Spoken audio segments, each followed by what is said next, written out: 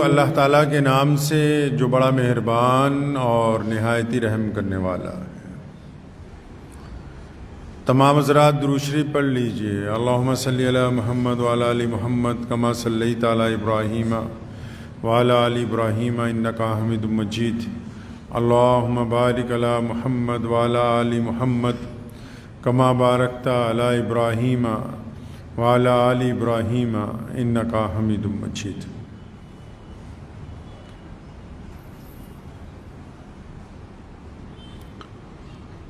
اللہ کے پیارے نبی حضرت محمد رسول اللہ صلی اللہ تعالیٰ علیہ وسلم نے یہ جو دین ہمیں عطا فرمایا، اس کے نظام کو، دین کے تمام ارکان جو ہیں ان کو اتنی بہترین انداز کے اندر ترتیب دیا گیا کہ انسانی زندگی میں اگر دین کو مکمل طور پر داخل کر لیا جائے، اگر کوئی بھی انسان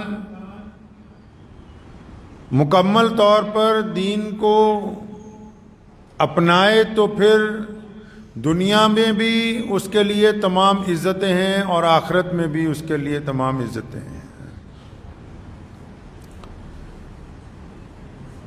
اسلام کے جو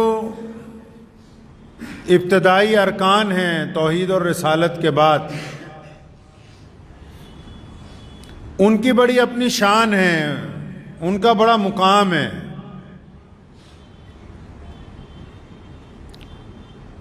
اکثر مساجد میں یا علماء کرام ان کا بار بار ذکر کرتے ہیں۔ عبادات کو جو ہے ان ارکان کی روح قرار دیا گیا، کیونکہ عبادت اللہ تبارک و تعالیٰ کی رضا کے ساتھ اس لیے کی جاتی ہے کہ وہ ہمارے مزاج کو بدل سکے۔ عبادت اس لیے نہیں ہے، ہم نماز اس لیے نہیں پڑھنے آ رہے کہ اللہ تبارک و تعالیٰ کو خوش کرنے کے لیے جا رہے ہیں، بلکہ نماز اللہ تبارک و تعالیٰ نے اس لیے ادا کرنے کا حکم دیا تاکہ ہم اچھے انسان بن جائیں۔ عبادتوں کا الگ الگ لطف ہے، عبادتوں کے الگ الگ وقت متعین کیے گئے، طریقہ کار متعین کیے گئے۔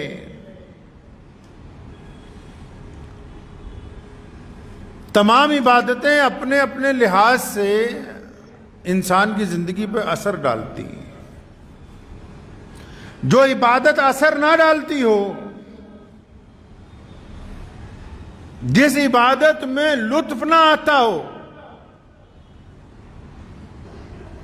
جس عبادت سے مزاج میں تبدیلی نہ آتی ہو،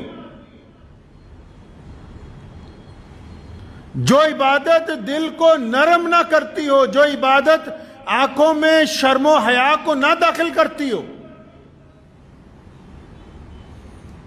جو عبادت حرام کھانے سے نہ روکتی ہو، جو عبادت کسی کی بیٹی کی طرف زنا کی نگاہ سے دیکھنے سے دل کو نہ منع کرتی ہو، جو عبادت ظلم سے ہاتھ کو نہ روکتی ہو، جو عبادت مظلوم کی طرف مدد کا ہاتھ بڑھانے کا نہ کہتی ہو،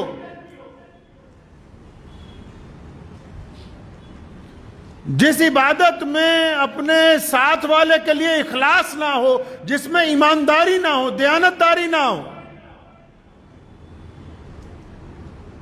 تو پھر کسی مولوی ملا کو پوچھنے کی ضرورت نہیں۔ اگر اس عبادت میں یہ باتیں نہیں ہیں تو پھر وہ عبادت دکھاوا ہے، ڈھکوسلا ہے، بے ایمانی ہے، اپنے آپ کو دھوکہ دینا ہے، اس کے علاوہ کچھ نہیں ہے۔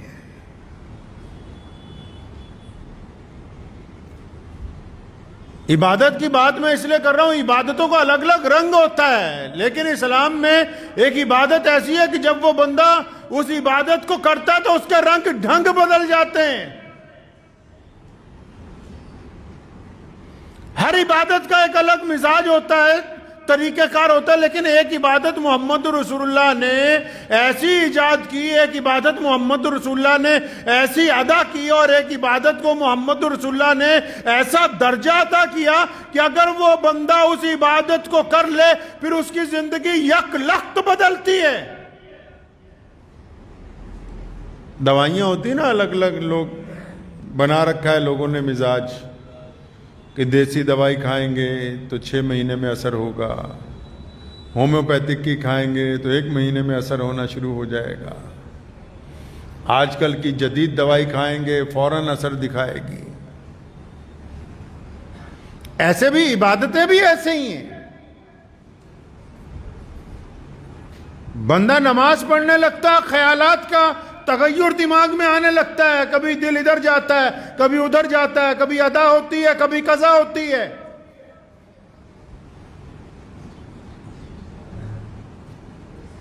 روزہ رکھنے لگتا ہے تو کبھی روزہ رکھ کے زیادہ نیند آنے لگتی ہے، یا روزہ رکھ کے کہیں گپے مارنے لگتا ہے، یا پھر روزہ رکھ کے 24 گھنٹے مسجد میں ہی قرآن پاک کی تلاوت کرنے لگتا ہے۔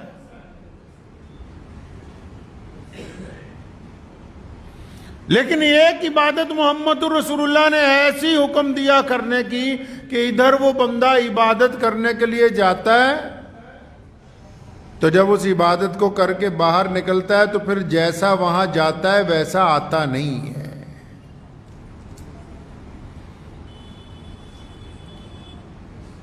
اس عبادت میں سب سے پہلے بندے کا دل بدلتا ہے، خیالات بدلتے ہیں، نظریہ بدلتا ہے، زندگی گزارنے کا ڈھنگ بدلتا ہے، اور اس کو انقلابی عبادت کہا گیا، کوئی معمولی عبادت نہیں۔ انقلابی عبادت، قسمت والوں کی عبادت، ان کی عبادت جن کو اللہ نے پسند کر لیا ہو۔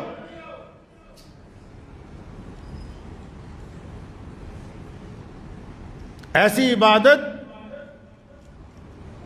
کہ جو بندے کی ظاہری شکل صورت بھی بدل دیتی ہے، بندے کا نام بھی بدل دیتی ہے، اس کا کردار بھی بدل دیتی ہے، اس کے معاملات کو بھی اچھائی کی طرف لے جاتی ہے۔ پتہ ہے کون سی عبادت ہے وہ؟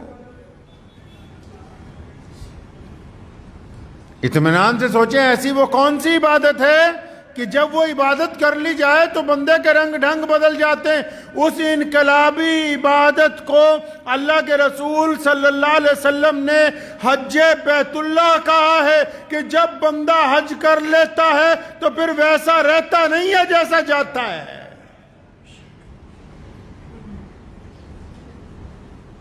بیت اللہ اللہ کا گھر ہے، دنیا کا سب سے پہلے بنائی گئی عبادت گاہ ہے، دنیا کی تمام عمارتوں سے پہلے بننے والی عمارت ہے۔ اللہ نے اس کو اپنے گھر کے نام سے منسوب کیا، اور محمد رسول اللہ نے اس کو اسلام کے ابتدائی ارکان کے اندر رکھا ہے، ابتدائی رکنوں کے اندر اسلام نے اس کو جگہ دی ہے۔ نماز، روزہ، حج، زکوٰۃ۔ جب بندہ حج کرتا ہے، نمازی اچھا آہستہ آہستہ نیکی کی طرف آتا ہے، آہستہ آہستہ۔ روزے دار بھی آہستہ آہستہ، پہلا روزہ، دوسرا روزہ، آہستہ آہستہ روزے بڑھتے جاتے ہیں، شوق بڑھتا ہے، عبادت کی شوق بڑھتا ہے، تلاوت کا شوق بڑھتا ہے۔ لیکن بندہ جب حج کرنے کے لیے جاتا ہے، جب حج کے لوگ جانے والوں میں اس کا نام آ جاتا ہے تو گھر گھر پھر کے لوگوں کو کہتا ہے کہ مجھ سے کوئی غلطی ہو گئی ہو تو معاف کر دیں۔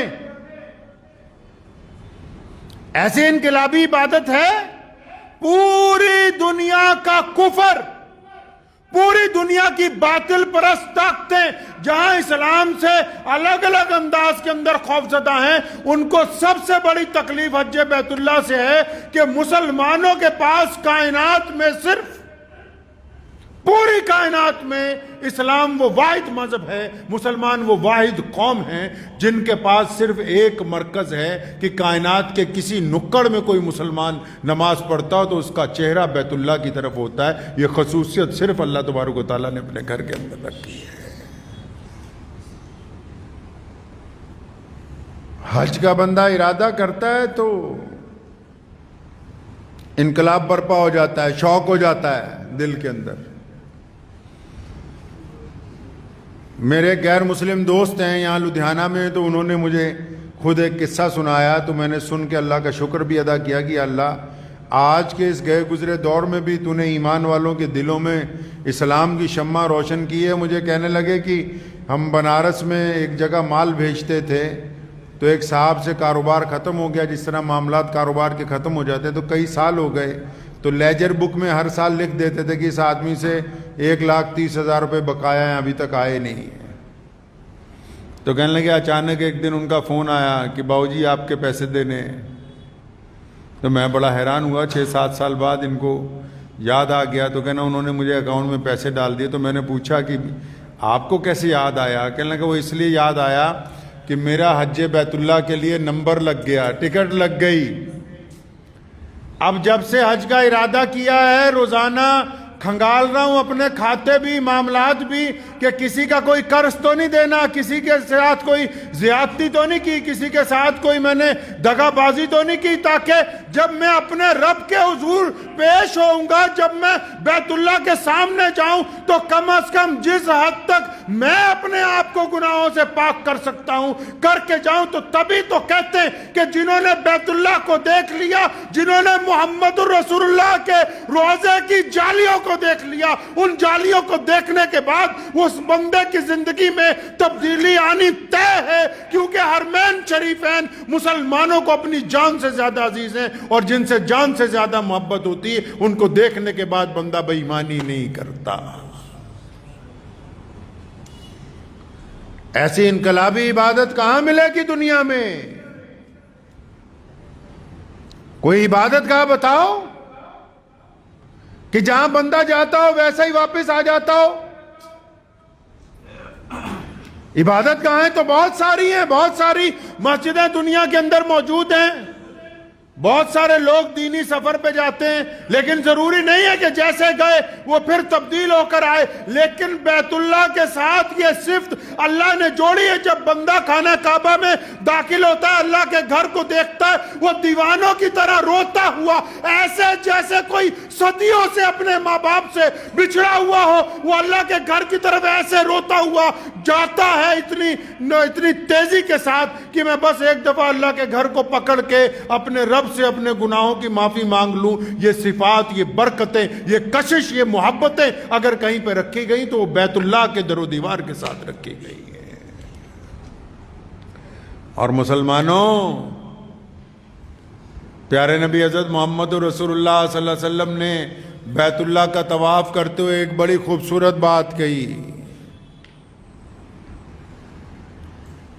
فرمایا میرے صحابہ، یہ بیت اللہ ہے، اس کے پتھروں کی کوئی قیمت نہیں دے سکتا.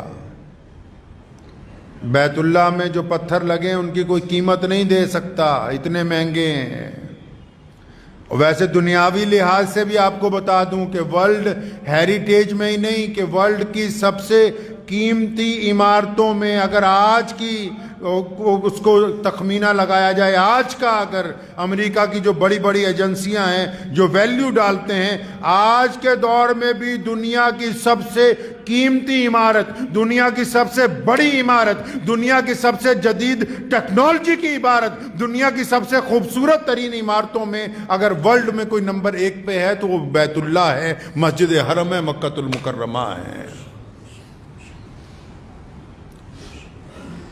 محمد رسول اللہ صلی اللہ علیہ وسلم نے طواف کرتے ہوئے صحابہ سے فرمایا، میرے صحابہ، بیت اللہ کے پتھروں کی کوئی قیمت تو نہیں دے سکتا، لیکن اگر ان کو بیچ دیا جائے، ان کی جو قیمت لگائی جائے اس سے بھی زیادہ قیمتی، اللہ کو کلمہ لا الہ الا اللہ محمد الرسول اللہ پڑھنے والے لوگ اللہ کے نزدیک بیت اللہ سے بھی قیمتی ہیں. اس لیے کسی ایمان والے کا دل توڑنے سے پہلے 1000 بار سوچیں کہ اللہ تبارک و تعالیٰ کو اپنے ان بندوں سے بیت اللہ سے بھی زیادہ پیار ہے. اور جن لوگوں نے بیت اللہ کو دیکھا ہے ان کے لیے تو یہ خوشخبری ہے، قیامت کا دن ہوگا، سب کی پیشی ہونی ہے، بیت اللہ کو بھی پیشی کے لیے حکم دیا جائے گا. فرشتے جائیں گے، حدیث شریف میں آتا ہے، حدیث کا مفہوم ہے، بیت اللہ کو پکڑ کے کہیں گے چلو اللہ کے حضور پیش ہونا ہے، تو بیت اللہ جانے سے انکار کر دے گا. میں نہیں جاؤں گا۔ پوچھیں گے کیوں نہیں چلتا؟ کہنے لگے پہلے اللہ سے پروانہ لکھوا کے لاؤ کہ آج تک جتنے لوگوں نے میرا طواف کیا ہے اللہ کی رضا کے لیے ان سب کی معافی نامہ لکھ دیں تو پھر میں اللہ تعالیٰ کے حضور پیش ہوں۔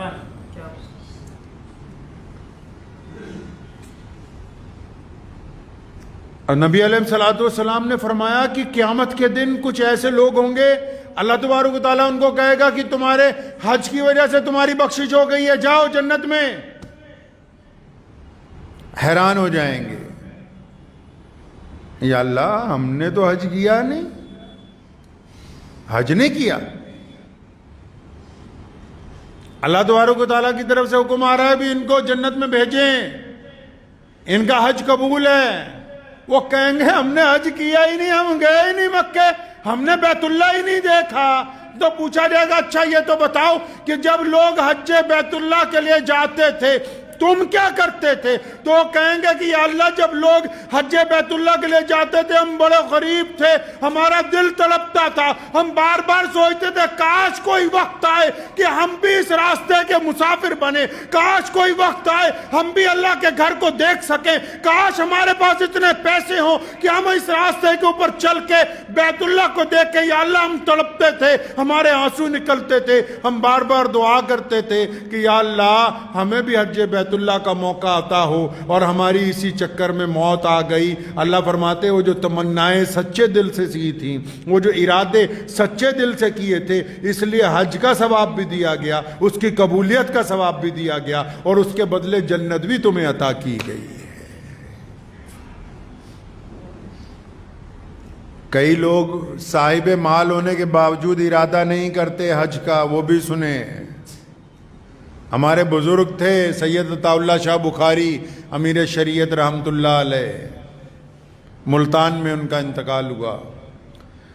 میرے دادا رئیس الاحرار حضرت مولانا حبیب الرحمن لدھیانوی رحمۃ اللہ علیہ اور سید عطا اللہ شاہ بخاری رحمۃ اللہ علیہ جنگ آزادی کے بہت بڑے مجاہد گزرے ہیں، اور تحریک ختم نبوت کے بہت بڑے مجاہد، جیلیں کاٹی انگریز کی۔ تو کسی نے شاہ جی سے آ کے کہا شاہ جی میرا مسجد چاہن نو دل نہیں کرتا۔ کسی نے شاہ جی کو آ کے کہا کہ میرا مسجد میں آنے کو دل نہیں کرتا۔ تو شاہ صاحب مسکرائے اور فرمایا نہیں، یہ گل نہیں ہے کہ تیرا مسجد آن نو دل نہیں کرتا، مسجد آڑا تینوں مسجد چ بلان لئی تیار نہیں ہے۔ کئی صاحب نصاب ہونے کے باوجود حج بیت اللہ پر جا نہیں سکتے ہیں، کیوں؟ تڑپ نہیں ہے دل میں، جب تک اللہ سے مانگیں گے کہ نہیں۔ دولت کا معیار بندے کو بیت اللہ کے در و دیوار تک نہیں لے کے جا سکتا۔ دولت مند ہونے کا مطلب یہ نہیں ہے کہ آپ محمد رسول اللہ صلی اللہ علیہ وسلم کے روضہ اقدس کی جالیوں کے سامنے پیش ہو جائیں، نہیں نہیں، یہ تو دل کی تڑپ کے اوپر ہے۔ اگر آپ کے ارادے نیک ہیں، دل کے اندر تڑپ ہے، اور کیا بات ہے اگر جو لوگ زندگی میں بیت اللہ کو دیکھ لیں، محمد رسول اللہ صلی اللہ علیہ وسلم کے روضہ مبارک کو دیکھ لیں، تو اس سے بڑی سعادت اور کیا ہو سکتی ہے؟ بیت اللہ ہماری وحدت کی نشانی ہے، بیت اللہ مسلمانوں کے عزم استقلال کی نشانی، بیت اللہ پوری کائنات میں بستے ہوئے ایمان والوں کے لیے کعبے کا درجہ رکھتا ہے۔ پوری کائنات کے مسلمان 5 وقت بیت اللہ کی طرف منہ کر کے نماز پڑھتے ہیں۔ اس کی محبت مسلمانوں کی گھٹی میں ڈالی گئی۔ نماز کی نیت باندھنے سے پہلے کرتا ہے کہ میں نیت کرتا ہوں 2 رکعت نماز فرض واسطے اللہ تعالیٰ کے منہ میرا کعبہ شریف کی طرف، گھٹی میں ڈالی ہے۔ محمد رسول اللہ کا عشق، بیت اللہ کی محبت مسلمانوں کی گھٹی کے اندر ڈالی گئی ہے۔ یہ بڑی عزتوں کی بات ہے، یہ شکر منایا کریں روز کہ اللہ نے ہم کو ایمان کی دولت دی ہے، اللہ نے ہمیں مسلمان بنایا ہے۔ لوگ آسان سمجھتے ہیں مسلمان ہونا، یہ اللہ تبارک و تعالیٰ کا کرم ہے کہ اللہ نے ہمیں ایمان کی دولت عطا فرمائی ہے۔ دیکھو ایمان کی دولت کے بدولت پوری کائنات کے بڑے بڑے حکمران بھی اگر اہل ایمان کے دشمن ہو جائیں، ایمان پھر بھی کمزور نہیں ہوتا، ایمان اور معجزن ہوتا ہے، اللہ پہ یقین اور بڑھتا جاتا ہے، اللہ اور اس کے رسول سے محبتیں اور بڑھتی جاتی ہیں۔ یہ اسلام کی خوبی ہے کہ اس کو جتنا دبایا جاتا ہے اتنا ہی ابھر کے پھر سامنے آ جاتا ہے۔ حج بیت اللہ کی باتیں آپ کو اس لیے سنا رہا ہوں کہ آج ذی الحجہ کی پہلی تاریخ ہے، حج کا مہینہ شروع ہو گیا ہے، پوری کائنات میں مسلمان چل پڑے بیت اللہ کی طرف۔ دنیا کی کوئی زمین ایسی نہیں ہے جہاں اس وقت حاجیوں کے قدم بیت اللہ کی طرف نہ چل رہے ہوں۔ دعائیں کیا کریں کہ اللہ تعالیٰ ہمارا نام ان لوگوں میں لکھ دے جو حج بیت اللہ کے لیے مکہ مکرمہ پہنچیں کبھی نہ کبھی۔ اللہ ہمیں ان لوگوں میں شامل فرمائے جو اپنے گھر کی زیارت کریں جا کے اللہ کے گھر کی۔ یہ حج کا موسم شروع ہو گیا ہے۔ جو صاحب نصاب لوگ ہیں ان کو چاہیے کہ پوری طاقت لگائیں، اللہ کے حضور گڑ گڑائیں اور پھر پوری طاقت لگائیں اللہ کے گھر تک پہنچنے کی، کہ دنیا چند روزہ ہے، آج ہے کل نہیں ہے۔ جب تک اللہ نے زندگی دی اللہ کے گھر کی طرف روانگی ہونی چاہیے، ارادے ہونے چاہیے، اور بڑی خوبصورت عبادت ہے جب بندہ جاتا ہے حج بیت اللہ کی طرف۔ امیر غریب چھوٹا بڑا بادشاہ فقیر، حکم ہو جاتا ہے ابھی 2 چادریں باندھ لو، ایک سفید چادر نیچے ایک سفید چادر اوپر، سر سے ننگے پاؤں سے ننگے، تاکہ پتہ لگے کہ جب تیرے گھر میں آ گئے، تیرے دربار میں آ گئے تو سبھی ایک ہیں، کوئی ان میں بڑا نہیں، کوئی ان میں چھوٹا نہیں ہے۔ اتنی عاجزی انکساری ہے بیت اللہ کے اندر حرمین شریفین میں، اتنی عاجزی انکساری ہے کہ لاکھوں لوگ طواف کر رہے ہیں، اور محمد رسول اللہ صلی اللہ علیہ وسلم کی جب آپ احادیث پڑھیں گے نا، آپ کو عشق ہوتا جائے گا اپنے نبی علیہ السلام سے۔ عشق جو ہے وہ معجزن ہوتا جائے گا، عشق جنون کی حد تک چلتا جائے گا۔ بے شمار فضیلتوں کے درمیان ایک دفعہ فرمایا میرے صحابہ، ایک وقت ایسا آئے گا کہ اس مکے کی عمارتیں مکے کے پہاڑوں سے اونچی ہو جائیں گی۔ کب کہی یہ بات؟ 1450 سال پہلے، آج نہیں۔ جب لوگ تصور نہیں کر سکتے تھے کہ 2 منزلہ مکان ہوگا، سونے رسول نے کب فرمایا؟ 1450 سال پہلے، کہ مکے کی عمارتیں مکے کے پہاڑوں سے بھی اونچی ہو جائیں گی۔ اور کیا فرمایا؟ فرمایا لوگ یہاں شاہراہوں پہ سڑکوں پہ ایسے چلیں گے جیسے دریاؤں میں پانی چلتا ہے۔ آپ جائیں گے جب اللہ تبارک و تعالیٰ آپ سب کو مجھے اپنے گھر کی زیارت عطا فرمائے اور حج بیت اللہ کا موقع عطا فرمائے۔ اتنی خوبصورت عبادت ہے کہ جب بندہ جاتا ہے بیت اللہ میں تو بس اس کو یہی ہوش ہوتا ہے کہ میرا رب ہے اور میں ہوں۔ دائیں کون ہے بائیں کون ہے اس سے کوئی لینا دینا نہیں، کوئی چیز قابل کشش ہے ہی نہیں سوائے بیت اللہ کے۔ محمد رسول اللہ صلی اللہ علیہ وسلم نے جب طواف کیا بیت اللہ کا، جب حج کیا، صحابہ کرام رضی اللہ تعالی اجمعین ساتھ میں لبیک اللہم لبیک کی صدائیں بلند ہو رہی ہیں۔ طواف کرتے کرتے ایک چکر، دوسرا چکر، تیسرا چکر، بڑی عاجزی سے مسلمانوں کی گردنیں جھکی ہوئی، آنکھوں میں آنسو، اللہ کی حمد، اللہ کی ثنا، محمد رسول اللہ صلی اللہ علیہ وسلم کا طریقہ اختیار کیا ہوا ہے۔ اچانک محمد رسول اللہ نے حکم دیا کہ اب ذرا سیدھے تن کے کھڑے ہو جاؤ،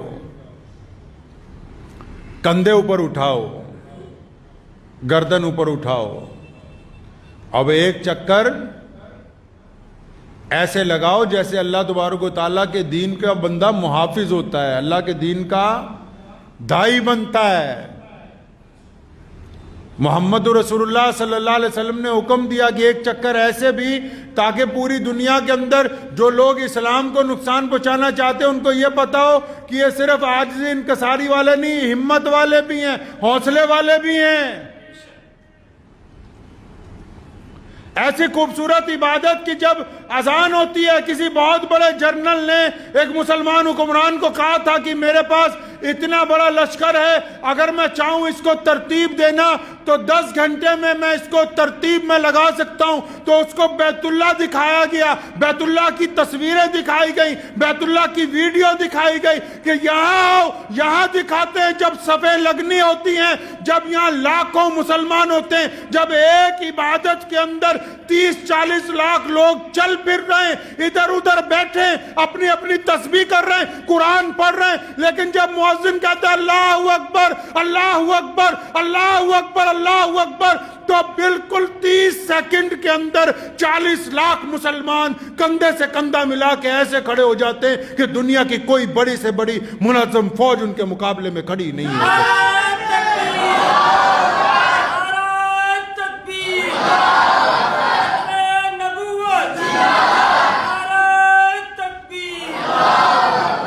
کیونکہ اسلام نے عشق میں بھی تہذیب سکھائی، اسلام نے عشق میں جنون نہیں سکھایا، اسلام نے عشق میں بھی آداب کو ملحوظ رکھا ہے۔ لاکھوں لوگ ادھر ادھر پھر رہے ہیں، جب تکبیر ہوتی ہے اس طرح منٹوں منٹی اس طرح کندھے سے کندھا ملا کے کھڑے ہوتے ہیں، چاہے وہ زاروں قطار رو رہے تھے یا قرآن پاک پڑھ رہے تھے یا تسبیحات کر رہے تھے، لیکن جب اللہ کا حکم ہو گیا صفوں سے صفیں جوڑ دی گئیں۔ اس کا مطلب اسلام اپنے ماننے والوں کو تہذیب کا درس دیتا ہے، اسلام اپنے ماننے والوں کو ڈسپلن کا سبق دیتا ہے، اسلام اپنے ماننے والوں کو ایک امام کی اقتداء کا سبق دیتا ہے، اسلام نے اپنے ماننے والوں کو صفوں کے اندر ایک دوسرے کے ساتھ دلوں کے ساتھ جڑ کے رہنے کا حکم دیا۔ اسلام کی تمام عبادات کی یہ خوبصورتی ہے کہ ان عبادات کے اندر شور نہیں ہے، ان عبادات کے اندر اللہ کی محبتیں، اللہ کی طرف سے دیا گیا خلوص ہے، محمد الرسول اللہ صلی اللہ علیہ وسلم کی اطاعت اس میں پوشیدہ ہے۔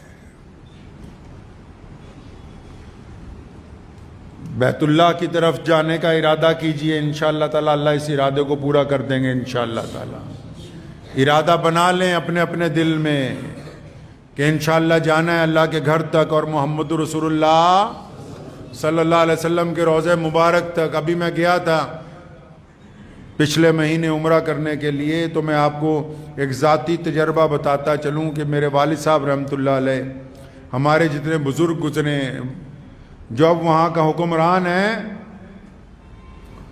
تو ان کے دادا، میرے دادا رئیس العرار مولانا عمران لدھیانوی جو تھے، ان کے دوستوں میں سے تھے شاہ مسعود اول کے۔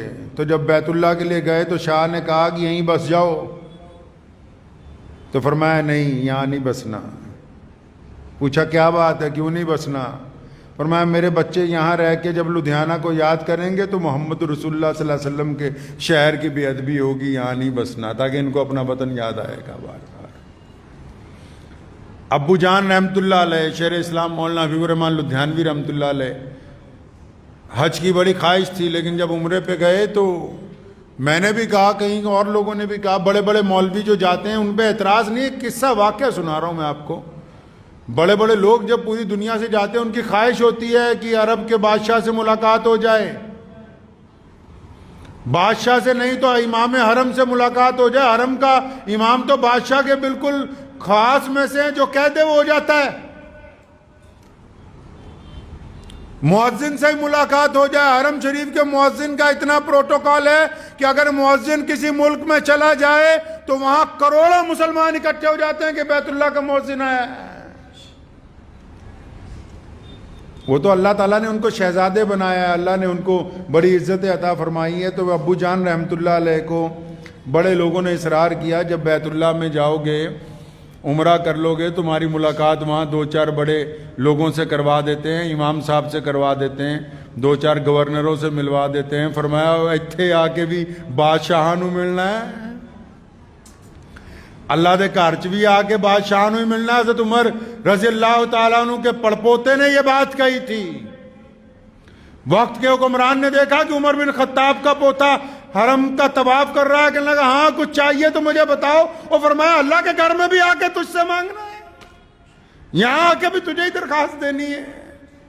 بڑا شرمندہ ہوا، کہنے لگا اچھا میں باہر انتظار کرتا ہوں، جب طواف کر کے باہر نکلے، باہر ملا، کہتا اچھا اب بتاؤ، اب تو اللہ کا گھر اندر رہ گیا، میں باہر ہوں۔ اور فرمایا جب اس مالک سے جس سے مانگنا تھا، جو دنیا کا مالک ہے، اس سے دنیا نہیں مانگی تو اس سے کیا دنیا مانگے گے ہم؟ جو لوگ جاتے ہیں، خاص کر آج کل جو بزنس کر رہے ہیں عمرے کا، مدینہ المنورہ جائیں، لوگ 15 دن رہتے ہیں۔ میں نے اپنے اکابرین کو دیکھا، بزرگوں کو دیکھا، اور مولانا حضرت امام ابو حنیفہ رحمۃ اللہ علیہ کی زندگی کا واقعہ ہے۔ مریدوں نے بار بار کہا حضرت چلیں مدینہ، فرمایا چلوں گا لیکن 3 دن رہوں گا۔ مکہ عقیدتوں کا مرکز ہے، مکہ عقیدتوں کا مرکز ہے۔ جائیے بیت اللہ کو پکڑ کے روئیں زاروں کی طرح، اللہ کے آگے گڑ گڑائیے، لیکن مدینہ محمد الرسول اللہ کا شہر ہے، یہ محبتوں کا مرکز ہے۔ محبت میں ذرہ سی بھی گستاخی اللہ کے حضور پسند نہیں کی جاتی۔ قرآن پاک میں اللہ نے فرمایا اپنی آواز کو میرے نبی کی آواز سے دھیما کر لو، اپنی چال کو نبی کی چال سے پیچھے رکھو، آداب کے اندر رہو۔ جن لوگوں کو اگر شوق بھی ہے مدینہ منورہ میں رہنے کا، وہ چاہے مہینہ رہنا چاہیں، لیکن اس بات کا خیال رکھیں کہ مدینے کی گلی کوچے ہوں۔ مدینے میں محمد رسول اللہ صلی اللہ علیہ وسلم کا روضہ تو عرش معلیٰ سے اعلیٰ مقام ہے،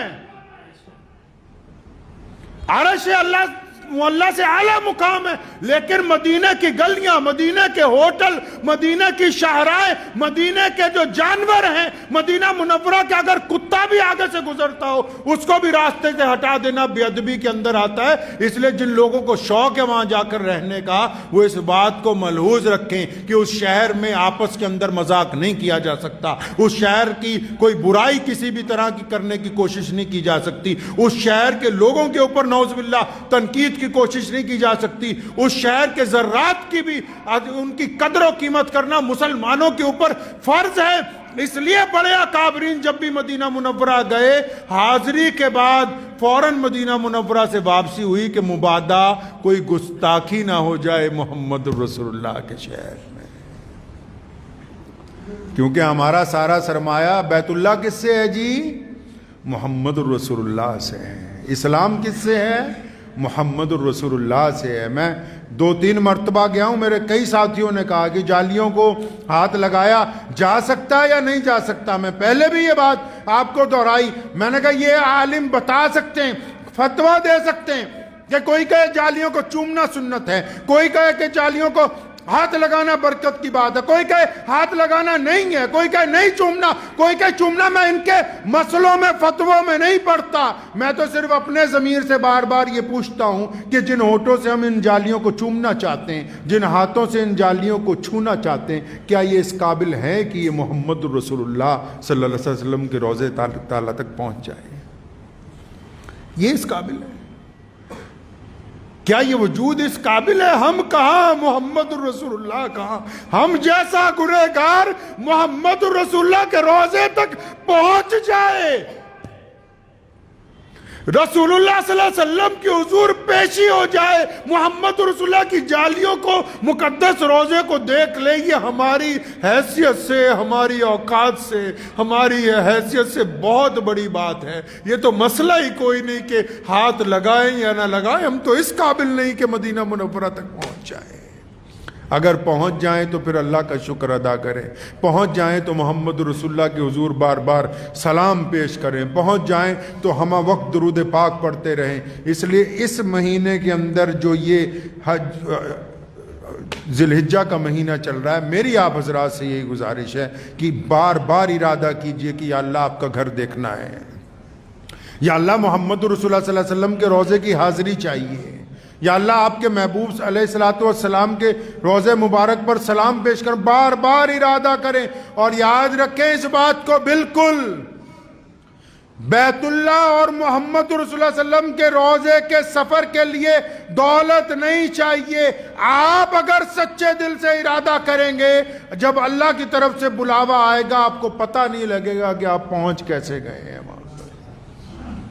اس بات کو یقین سے پلے باندھ لیجئے کہ وہاں جانے کے لیے دولت نہیں چاہیے، وہاں جانے کے لیے ایک نیک دل چاہیے، پاک ارادے چاہیے، اللہ کے حضور دعائیں چاہیے۔ اللہ تعالیٰ اس کو اگر قبول کر لیں گے تو انشاءاللہ تعالیٰ ہم سب لوگ ایک دن حج بیت اللہ کے لیے اللہ تبارک و تعالیٰ کے حضور پیش ہو جائیں گے۔ دعا کیجئے کہ اللہ تعالیٰ مجھے بھی اور آپ سب کو بھی ان باتوں پہ عمل کرنے کی توفیق عطا فرمائے۔ وآخر دعوانا ان الحمدللہ رب العالمین۔